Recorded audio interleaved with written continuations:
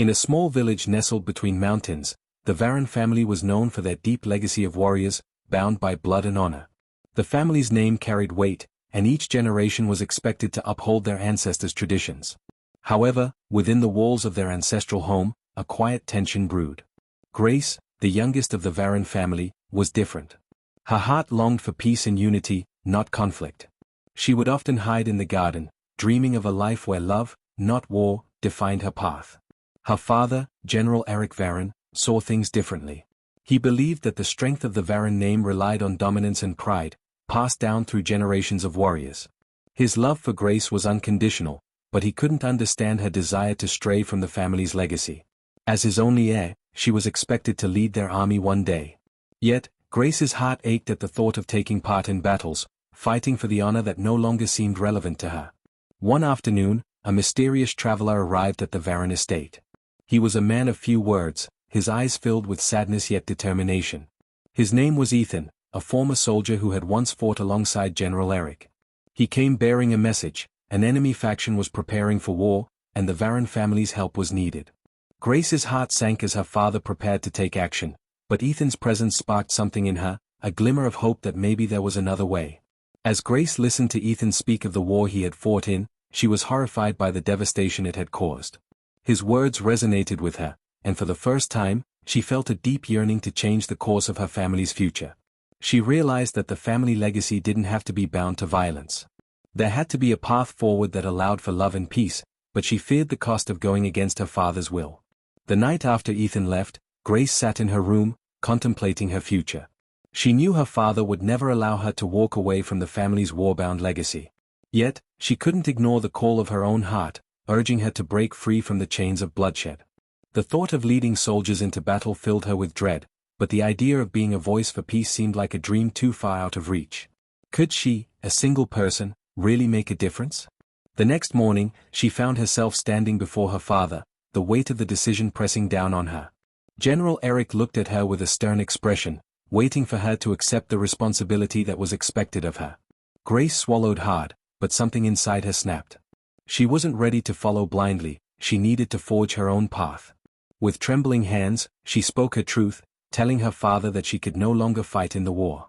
The silence that followed was deafening. General Eric's anger was palpable. His daughter's defiance felt like a betrayal, an insult to everything he had built. His voice thundered through the house as he demanded to know what had gotten into her.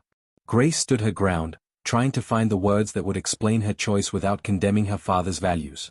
She loved him, but she couldn't live her life perpetuating the violence that had scarred so many innocent people. "You are my daughter, Grace. You carry the blood of the Varan warriors. To refuse this legacy is to dishonor your ancestors." Eric's words struck her like a blow. Her heart ached, but she knew this moment had been coming for years. "I will not follow you into the battlefield, father," she said softly, her voice filled with both pain and resolve. The room fell silent again, and Grace's heart broke, knowing that the road ahead would be filled with more conflict than ever before. Grace's refusal to fight marked the beginning of a painful rift between her and her father. In the days that followed, she found herself caught in an emotional tug-of-war. While Eric's love for her was clear, his disappointment was even clearer. Their once strong bond began to wither, replaced by mistrust and resentment. Eric could not fathom how Grace, his own flesh and blood, could reject everything they had built together. Her mother, Victoria, watched silently from the sidelines, her own heart torn between the love for her husband and her daughter. Victoria understood Grace's pain but also feared the consequences of defying their legacy. Grace felt alone, as though the world was closing in around her.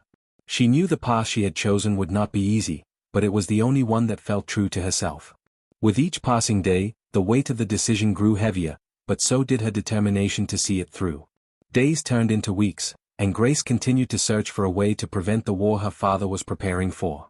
She began to meet secretly with leaders of neighboring villages, advocating for peace and seeking alliances.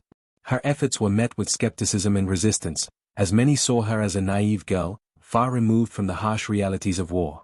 Yet, in each conversation, Grace felt the spark of hope grow stronger. One evening, as she sat by the village fire with Ethan, the old soldier, she shared her struggles. Ethan listened intently, his face lined with the scars of battle. "It's not easy to change the course of history," he said softly, "but it starts with one person, one idea. You're not alone, Grace. You just have to believe that love can conquer all. His words gave her strength, and she knew that her fight wasn't against her family, but for a future where love could heal the wounds of war. As Grace's efforts gained momentum, Eric's enemies began to take notice. They saw her growing influence and feared the possibility of peace replacing war. A secret meeting was arranged, and Grace was offered a dangerous proposition, an alliance with those who wanted to see her father's power crumble. They promised her that if she joined them, she could control the future of the Varon family, ending the wars once and for all. Grace's heart raced as she weighed the offer. She had always believed in peace, but this was a path filled with deception and treachery. She would have to betray her father, and the thought of that nearly broke her. But what if it was the only way to achieve the peace she so desperately wanted? She couldn't ignore the urgency of the situation. The war was on the brink of breaking out, and she had no other choice but to act quickly. In the dead of night, Grace made her decision. She met with the enemy leaders, agreeing to their terms.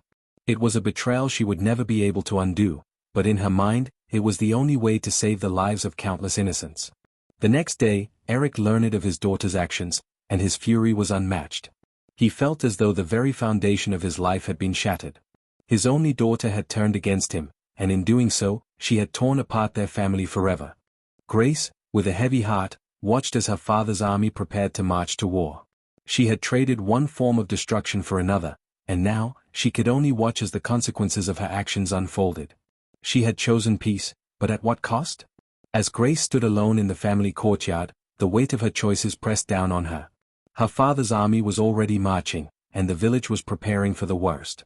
She had believed that love could change the world, but now she wondered if it was enough. Her heart ached as she thought of the soldiers, the lives that would be lost, and the families that would be torn apart. Could peace really emerge from such a place of destruction? Ethan found her standing by the old oak tree, her face clouded with regret. "You did what you thought was right," he said gently. "But even the best intentions can lead to unintended consequences. The road to peace isn't without sacrifice." Grace looked at him, her eyes filled with tears. "I wanted to save them, Ethan," she whispered. "But I fear I've only made things worse." The day of the battle arrived, and Grace found herself caught in a war that no longer felt like her own. As her father's army clashed with the enemy forces, she watched from a distance, torn between the love she had for her family and the peace she had hoped to bring. The sounds of battle were deafening, and Grace felt the weight of her choices in every cry of pain, every clash of steel. In the chaos of the battlefield, she saw a young soldier fall, his life slipping away before her eyes. For a moment, time seemed to stand still. Grace rushed to his side, but it was too late. His final breath was a reminder of the cost of war. The sight left her shaken, more than ever convinced that there had to be another way. After the battle, both sides were left battered and broken. Grace, still haunted by the loss, sought out the leaders of the enemy faction. She proposed a ceasefire, one last chance at peace before the bloodshed went any further. It was a desperate move, but she had to try. The leaders, tired of the endless cycle of war, agreed to the talks. The negotiations were tense, with each side hesitant to trust the other. Grace used every ounce of her strength to mediate the discussions, hoping to forge a lasting peace. It wasn't easy, and the stakes were high, but she refused to give up. For the first time in months, she felt hope flicker within her. Maybe, just maybe, peace was still possible. Weeks later, Grace's efforts paid off. The ceasefire held, and the leaders agreed to a long-term peace treaty. It was a hard-won victory, one that had cost many lives, but it was a step toward healing. Grace returned to her family, unsure of what her father would say. When she entered the Varon estate, Eric stood waiting, his expression unreadable. "I did what I thought was right," Grace said quietly, her voice trembling. "I never wanted to hurt you, Father. I only wanted peace." Eric looked at her for a long moment, the pain in his eyes slowly fading. Finally, he spoke, his voice soft. "I know, Grace. And I am proud of you. You have done what I could not." Though peace had been achieved, the scars of war remained. Grace and her family worked tirelessly to rebuild what had been lost, but they would never forget the price they had paid. The war had left deep wounds, and the road to healing would be long. Grace's heart still ached for the lives lost, but she knew that they had to keep moving forward, for the sake of the future. Her love for her family, though tested, had remained strong. She had learned that peace wasn't a single moment, but a journey that required constant effort, forgiveness, and love. And in the end, she had done what no warrior before her had done. She had ended the war with love, not bloodshed. Years passed, and Grace took on the mantle of leadership, not as a warrior, but as a diplomat and healer. She worked tirelessly to ensure that the peace her family had fought for would endure.